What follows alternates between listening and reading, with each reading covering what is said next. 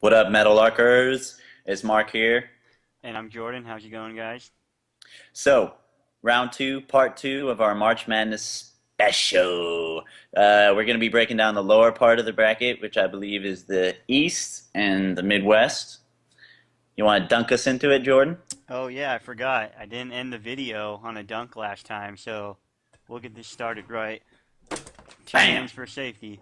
All right, reading glasses on. So, we're starting in the lower left of your bracket. That's the East. We've got Virginia here. Now, I don't know how much you guys have been paying attention, but with the way that people have been talking about Michigan State, the number one seed Virginia is actually looking like not an underdog, but maybe not the most favored team coming out of this bracket, which, if you ask me, is a little bit ridiculous because if you look at how they ended the season, yeah, March 1st, they beat number four Syracuse nearly 20 points. They beat Pitt and they beat Duke in the ACC tournament. So, and they only lost like 6 games in the entire season. So, what are y'all talking about?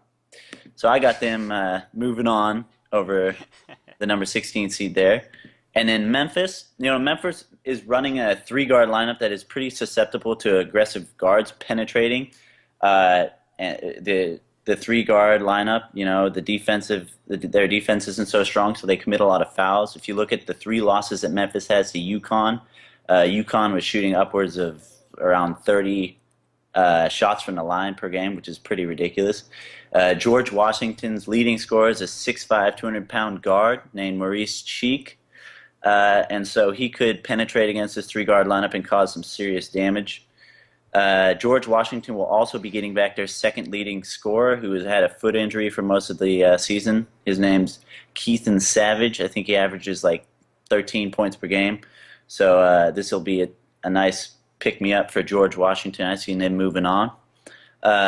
Cincinnati has stifling defense, and I think they'll beat down Harvard's pretty impressive shooting marks, but these shooting marks have been made against the Ivy League, so they're not quite as impressive as they may appear originally on paper.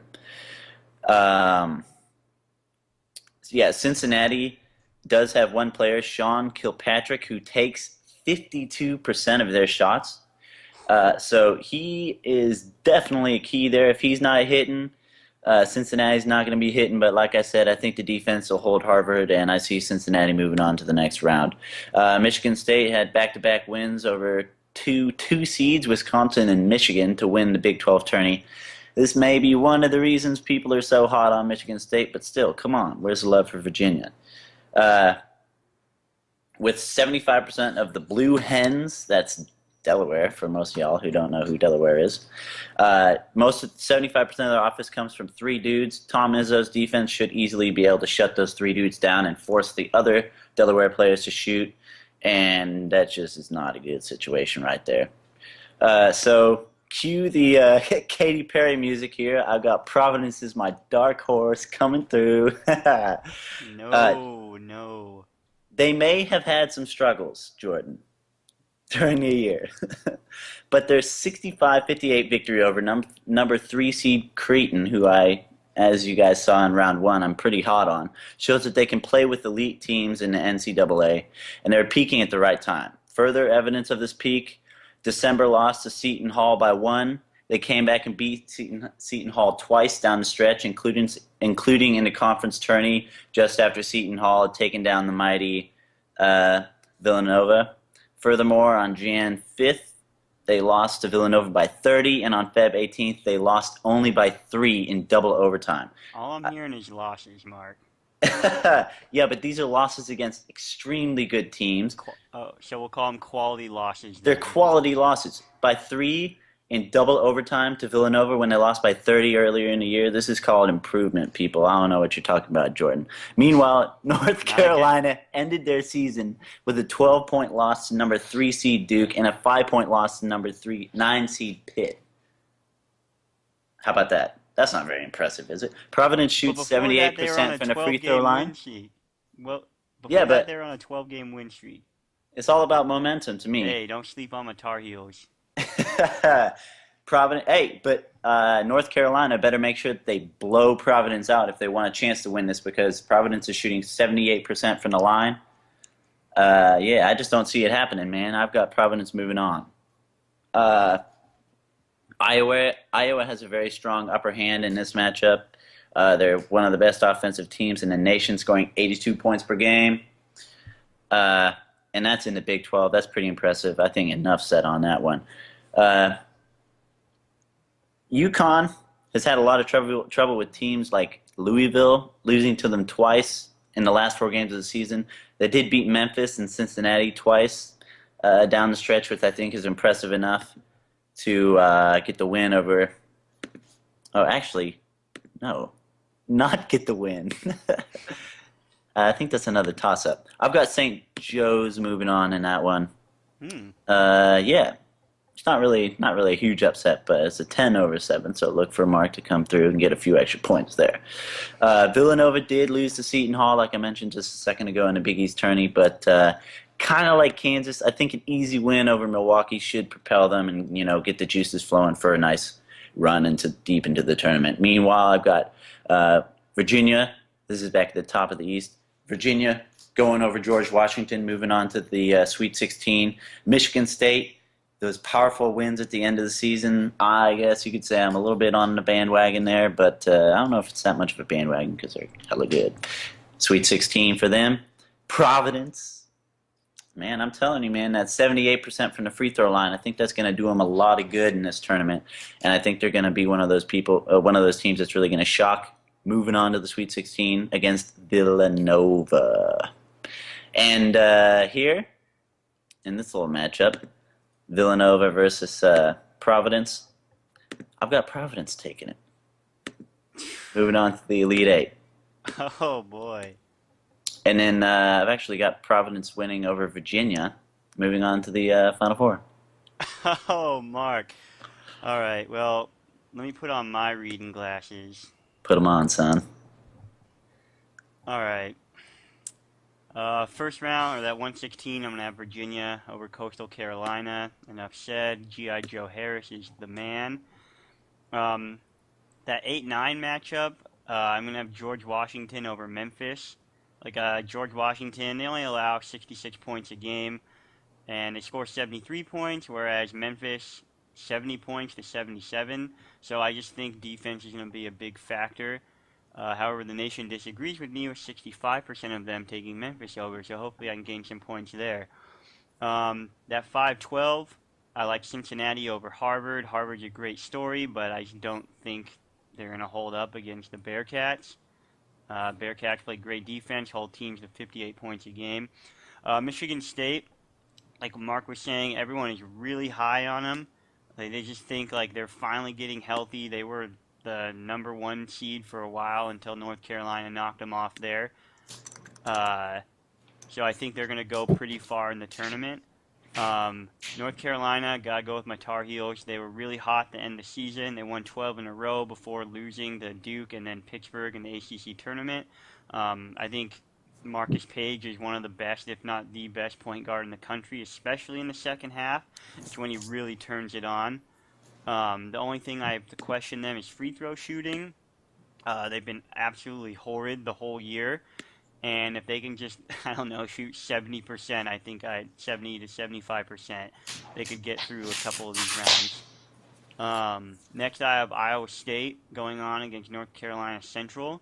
Um, I just think that they, I, I just think that they're the better team. I mean, they score a lot of points, and their defense is a little shaky, but with their RPI and their strength of schedule, I think they're going to be a really hot team to watch out for. Um, that 7-10, Mark had St. Joe's. I'm going to take Connecticut. I like Napier a lot. He does everything, kind of like not want to say really a Brandon Roy, but he does put up Brandon Roy type numbers, 17 points a game, a little under 5 assists, and a little under 6 rebounds. So he's like everything to that team. It's well Um, rounded. yeah, exactly. And I mean, they had a pretty, like, they're top 25 RPI, and they're in the top 30 for strength of schedule. They score actually a little bit more than St. Joe's, but they hold teams to 3 points less. So I think UConn's setting up for at least a first round victory, get the round of 32. And that next I have Villanova over Milwaukee. I don't think this year we're going to see any Florida Gulf Coast type things, but this is March Madness. But then again, Georgetown's not in the tournament. Sorry, Dad. That next round, Virginia, George Washington. I really like Virginia. I think they're going to move on and win that matchup. Cincinnati, Michigan State. For me, this is going to be a really fun game to watch. I think in the end, Michigan State, when healthy, they're going to overcome Cincinnati and move on to the next round, but it's going to be a really fun matchup to watch. The next round, even though I love my Tar Heels, I don't think they're going to get it done against Iowa State. I think that free throw shooting is going to catch up with them to them eventually. Iowa State really scores a lot of points, and maybe if North Carolina can really speed the game up like they're used to doing, playing that really fast up and down type basketball, they might have a chance. I would love to be wrong, have my bracket be screwed up for a little bit, just so they move on, but we'll see how it goes. Have me Uh, win? huh? I said, have me win? Yeah. Oh, yeah. Except, well, I mean, if North Carolina wins, Providence will be done. Um, and I'm gonna have Villanova go on to the next round against Connecticut. Um, Virginia, Michigan State. This to me is gonna be one of the, like Michigan State's previous round, one of the more interesting matchups if it happens.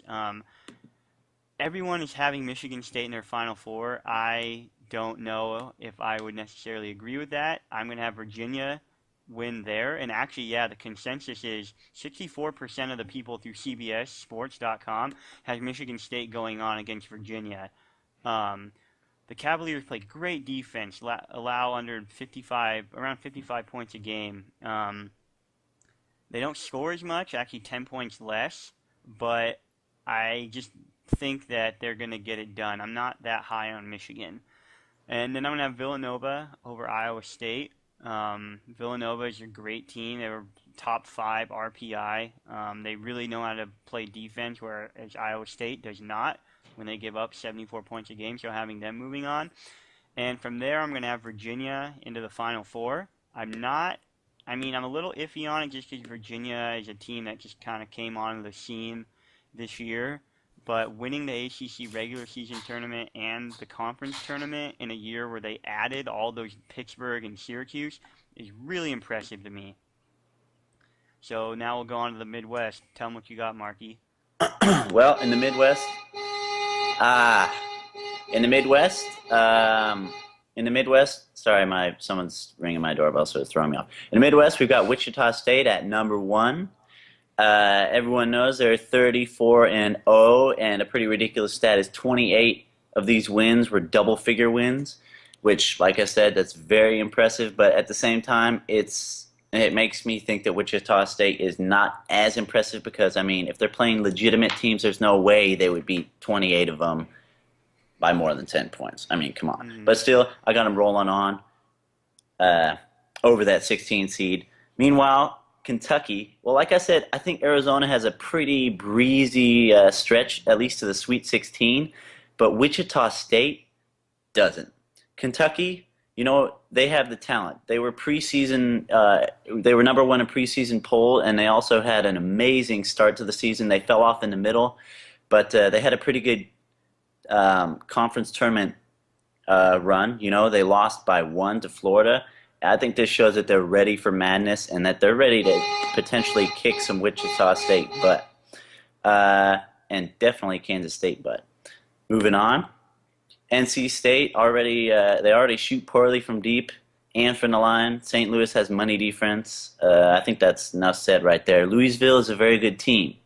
Down the stretch, they absolutely slaughtered UConn, beating them by twice by a combined 43 points. They also handily beat at the time number 18 SMU, who got gypped out of the tournament, but that's another story. Louisville plays tight defense, is 15th in the nation for points allowed. Both teams shoot really poorly from free throw, which could hurt Louisville further down, but I don't think it'll hurt them here because Manhattan, according to some stuff I heard on the radio, has basically the same coaching sequence as Louisville, but they just don't have the players. So I got Louisville moving on here. UMass had a very strong first half, only losing one game. They've lost seven since then. So in the second half, they were like more or less a 500 team. They did have a win over VCU and a win over the Billikens, which is pretty impressive. I've got them moving on, at least into the next round. Duke, Jabari Parker, and Rodney Hood handle down low, and the Blue Devils have like five or six other dudes around the perimeter who are able to knock shots down. Um, and even against Mercer's strong D, strong D coming out of a small conference might not be super strong D. So I got Duke number 3 seed moving on there. This Texas Arizona matchup is one I've gone back and forth on. Both of these teams would have loved to finish stronger. Um, Arizona only had 2 wins in their last seven games. Texas only had 3. Uh, Texas shoots a painful 32% from deep, 64% or 66% from the line, and 43% from the field, which isn't too bad. But Texas has pretty bad defense, so I see Arizona State moving on with this one. Got to give the Pac-12 some love. And Michigan jumping out over Horford. However, Horford, I've never seen him play, to be honest with you guys, but they won their conference. Some of these small conference teams can be pretty feisty. The first round game might actually be tougher than the second round game because, like I said, Texas and Arizona both finished the season off pretty abysmally. So I've got Michigan definitely moving on to the Sweet 16. Duke moving on over UMass. Louisville, despite the free throw shooting, they're still a pretty good team moving on over St. Louis. And this Kentucky Wichita State matchup, like I said, that's going to be a really, really tough game for the likes of Wichita State. But as of right now, I may make a change. I don't know. I'm probably going to stick with Wichita State on this one. So that's Wichita State versus Louisville and Duke versus Michigan. Got Duke moving on and Wichita State moving on. And as of right now, got Wichita State carrying on. What would that be? 35, 36, 37, 38. Taking a 38-0 record to the Final Four. All right, Mark, I like that. My bracket is pretty similar to Mark's. There's a few little tweaks. Wichita State, I have them going on, obviously. I have Kentucky over Kansas State, that 8-9. St. Louis over NC State, for more or less the same reasons as Mark said. Louisville, I'll just be elaborate a little bit more on them. I really like Louisville a lot. Rick Pitino, one of my favorite coaches, and their point differential is like 21.1. It's pretty sure That's it's ridiculous. the largest in the nation, and the fact that they're a 4 seed to me is pretty tragic. They score 82 points a game, which in college is a lot, and they only give up 61 points a game, which is relatively average defense for average to above average defense. I love Russ Smith, great dynamic player, puts in 18 points a game and almost 5 assists. Um, so I really think Louisville's going to make a pretty deep run. I have them winning in the first round. The second round, I have UMass going over the play-in game, whoever wins that, which hasn't been decided yet. I believe those games are tonight, right? I know some playing games. Yeah. To be honest with you, I can't answer that question. Okay, I'm pretty sure March Madness starts tonight. There was For some games last night, I think, but Oh, okay, well these play-in games are starting. It hasn't been decided yet. And I have Duke. As much as I would love to see him lose to 14 seed Mercer, I have him going on. That 7-10, like Mark was saying, both teams aren't very good, so it's a 50-50, a good chance to make up some points if one of your higher seeds gets upsetted later on. I'm gonna go with Arizona State. I just think they're a better team, score a little bit more, but their defense is just a little bit better. But then again, 50-50, who knows who's going to win that game. Um, I'm going to take Michigan. I really like Michigan. I'm pretty sure Nick Stotkis. I'm not sure if I'm pronouncing that right. Really dynamic player, a really popular player. Michigan is coming in. I think they're going to do really, really well in the tournament. I actually, in my first little draft I went through, I had him going to almost all the way to actually, I think I had him in the title game. Um, but then after thinking about it a little bit more, I decided to go against it. In the second round of 32, I have Wichita State going over Kentucky. I think Kentucky will really give Wichita State a run for their money, but Wichita State at this point will be 35 and 0 for a reason. I think they're going to get it done there. In that second matchup, I have Louisville over St. Louis. I just love Louisville so much. I'm going to keep riding with them. UMass over Duke. I think Jabari Parker and Hood, they're just really, really good players, so I have them. I think Jabari Parker is going to have himself an amazing tournament and really either I think coming out of the tournament, I think it's going to be Parker or Wiggins. I think they're going to be fighting for that number one pick come NBA draft time. So I can't really say who I think's going to emerge as the number one. I guess if I had to make a pick, I would say Wiggins just because what he's been doing, like the 41-point game a couple weeks ago, I think he will emerge, but Parker will be right behind him. Now, Arizona State, Michigan, it's pretty easy to take Michigan over them. I mean, Michigan has a pretty good path, strong path for the Sweet 16. In this next matchup, Wichita State, Louisville, I think personally that if this matchup does happen, it will be the best game of the tournament. Better than Wichita, Kentucky? Oh yeah, dude, without a doubt.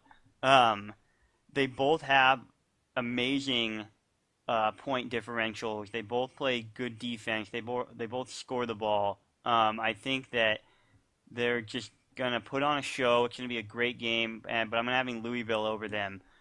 The bottom Ooh. matchup, I really like Michigan, like I said earlier, but I think Jabari Parker is going to be too much for Michigan because I'm not sure if Mitch McGary is back yet, a player I really, really liked last year in the tournament who really led them on that, well, besides Trey Burke, really helped them emerge, but then he got hurt this year. So I'm not sure if he's back yet. I don't think he is. Um, so I'm having Duke over them. And then the Elite Eight, I can finally say I'm really happy that I have Duke losing to Louisville. So Louisville is going to finish out my Final Four. Right on. So just throw out your final four there real quick. All right, so I have Florida coming out of the South, Virginia coming out of the East, Wisconsin coming out of the West, and Louisville coming out of the Midwest. Nice. And I've got Florida in the south, Providence in the east, Arizona in the west, and Wichita State in the Midwest. Final game, I've got Providence, beautiful run, falling to the mighty Florida Gators, and Wichita State also beautiful run, falling to the falling to Arizona.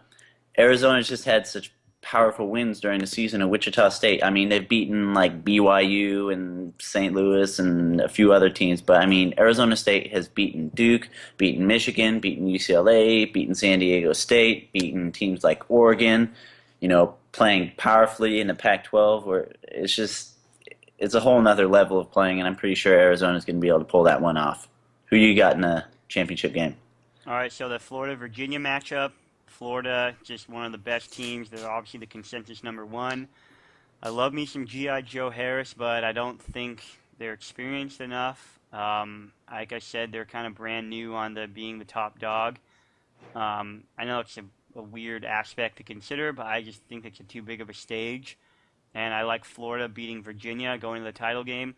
And then Wisconsin, Louisville. Like I said, I'm riding high on Louisville. They're a four seed, and I'm having going on to the final game. Um, Fair enough. so yeah, Florida, Louisville is in my championship. And then I've got that undefeated in conference play, Florida Gators taking the whole thing, cutting down the nets, baby. Yep, same here. Go Florida. Go Florida.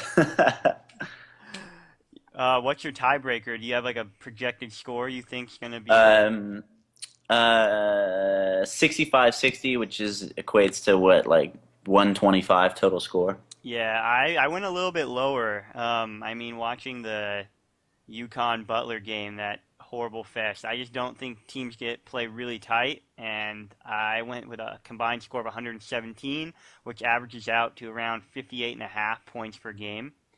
Um, so I think it's going to be, I mean, it's not really that low scoring game, but it's going to be in that range. All right, Mark. So we got this bracket. Now I think we need to make a little bet. What do you think? Let's do a bet, man. All right. So Mark and I were talking a few days ago. We wanted to make this a little bit interesting, and we were thinking like, oh, wear a dress during one of the podcasts or something. But as you can see, we only have my really nice shoulders down. You can't see everything, and Mark, yeah, you can see a little bit of your chest. It wouldn't have worked. So we ultimately decided on the winner, or actually the loser rather, has to get a mohawk or a faux hawk. We haven't really decided what, but they have to cut their hair in a mohawk fashion. Yeah. As you can see, Mark looks like a troll doll, so it might do him some good. Me, on the other hand, I'm looking pretty good, so I'm gonna be kind of mad if I lose this. So Which you that's the probably bet. will. We'll do a shake. All right. So yeah, thanks for watching this, guys. Hope you We hope guys enjoyed it. Hope our analysis can help you make some last minute changes to your yeah bracket. yeah, and we have some special things coming up. A lot of Blazer coverage and stuff. So stay tuned, all you Metalarkers out there. We love you.